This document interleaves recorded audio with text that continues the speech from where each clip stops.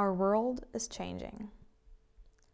Everything and everyone around us is changing every day. And so is our climate. Only that our climate is making much more drastic changes.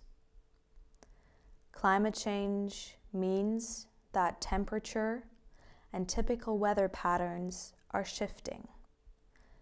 It also means that these weather patterns are getting less predictable. Unexpected, yes, even uncontrollable weather events like rising sea levels increase the risk of intense flooding, which drives people from their homes and separate families.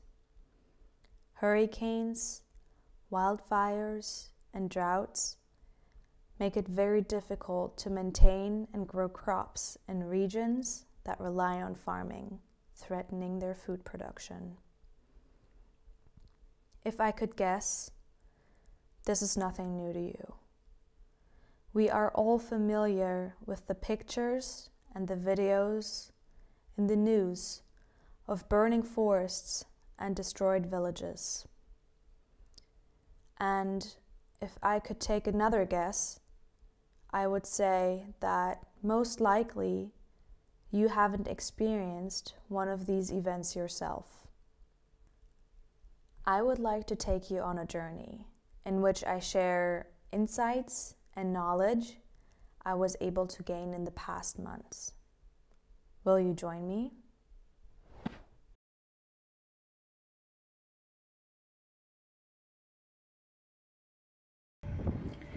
The climate crisis affects us all, but a huge amount of people in our world are affected stronger and earlier than others, especially communities of color, indigenous communities, and people living in the global south. Being exposed to extreme heat or air pollution causes severe health illnesses or can lead to death. These disasters result in over 60,000 deaths every year, and yes, these events mostly happen in developing countries, but are also closer to us than we might think. People living in polluted areas in cities like London or even in the Netherlands are faced with the dangers of our changing climate. This is happening right now. We're speaking here of a structural problem. The people most affected by climate change are affected by multiple systems of oppressions. Not only are they suffering from the effects of changing climate, but of the inequalities and imbalances formed by a long history of exploiting humans and nature. It is our role to recognize these imbalances and include them into our environmentalism, which advocates for both the protection of the people and the planet. As I already explained in my speech at the Climate Alarm in Breda, fighting to save our planet also means fighting for the people who are affected by those systems of oppressions. But what does this all mean? Throughout my research, I was able to realize that the impacts of climate change are not borne equally by all populations. Wealthier people and countries have the means to protect themselves from the drastic changes our climate is making. Higher incomes pay for better housing and better areas and fill their shopping carts.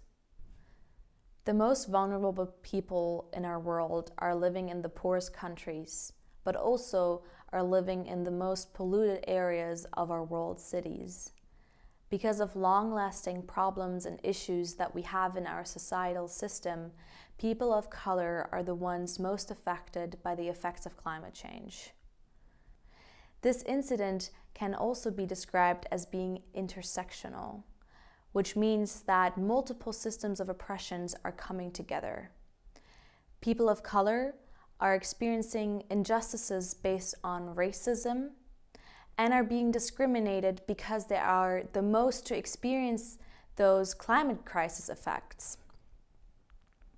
Ironically, the Black, Indigenous, people of color community are the least to contribute to the climate crisis, but are the ones to experience the climate crisis the most.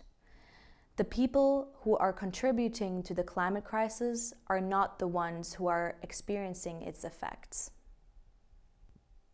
One thing that is so frustrating about this is that people of color who are under these conditions are not able to escape their situation.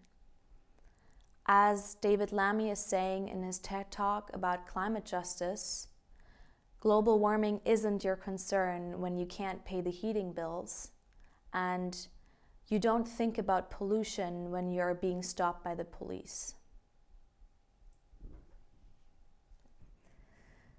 I hope I was already able to make clear how the climate crisis and social and racial justice are connected with each other, and how interconnected these two issues are. To understand how deeply rooted the system issue is, we're going to take a couple steps back and go to one of the starting points of our current inequalities and imbalances of our society. In the 15th century, Christopher Columbus set sail to discover the unknown. When landing in Cuba, he wrote in his journal how nice the local people were to him and how free they were with their possessions, taking him into their homes. He also described how equal the people were. Even women were allowed to leave their partners when they felt that they were being mistreated. He described them as peaceful. And while this sounds like a rather wonderful journal entry, he also wrote in his journal, "With 50 men, we can subjugate them all and make them do whatever we want." On his next trip to Cuba, Christopher Columbus took 17 ships with him and 1,200 men. After his returning, there was certainly no peace to be found. And while indigenous people and local inhabitants of the colonies were forced to bring gold, silver, and goods to the colonizers, Europe financed themselves, their military, and jump-started themselves into wealth. Once the slave trade began, 12 to 15 million Africans were shipped across the Atlantic. As Jason Hickel is stating in his book, The Divide, it is estimated that the US profited alone of 222,505,049 hours of forced labor between the years of 1619 and 1865. What I want to point out is that without the massive infusion of labor and ecological windfall of the slave colonies, neither the US or Europe would have been able to develop themselves the way they did. It is impossible to examine the economic growth of the West without understanding where it came from. My understanding of this whole history got to another level once I was able to realize that the story of inequality and poverty is a creation story and not just something that exists. We need to understand that Europe didn't develop the colonies developed Europe. Coming back from this trip to the past, I had to realize that things aren't very much different today than they were all those years ago. The so-called developing countries of today are still being oppressed by the Western world, and these countries are not able to make the development that Europe was able to make back then. And on top of that, the same countries have to deal with the challenges and the damages of the climate crisis today. Also, colonialism and slavery overused and exhausted the land of the earth, especially in the global south, being exploited by its people and by its nature to the advantage of the global north. It is suffering. Today, companies and countries are fueling into this environmental racism and neocolonialism that I just described making sure that Black, Indigenous, people of color communities are continuously being held at the bottom of society. Next to that, these same companies and countries are contributing to the climate crisis, which makes the climatic conditions in the global south even worse. You could even say that the climate crisis is, in a way, colonialism's natural conclusion.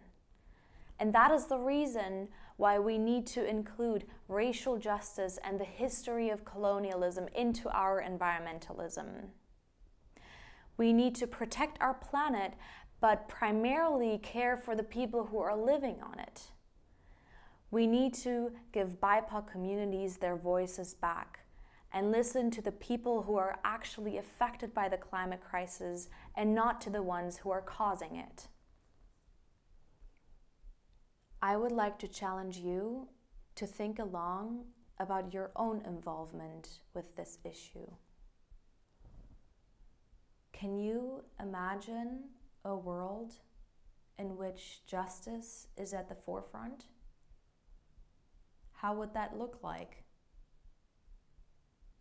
What would you need to change in order for this to happen? Where do you still profit from the climate crisis and the systems of oppression? Or maybe can you think of bigger players who should give certain things up or change their structure for climate justice and overall equality?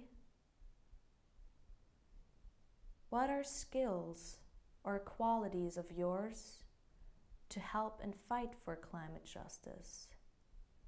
And where do you think you need to lean back and listen a bit more to other people and their stories?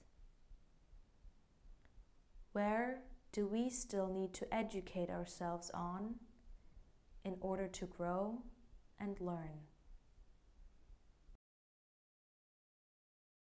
We're here today because we know that a climate just world is possible and that together we can achieve a system change. And because we know that this is possible, we will not let go or stop fighting. Let's go. Okay, thank you, Annalena. And I think Arnold has also flowers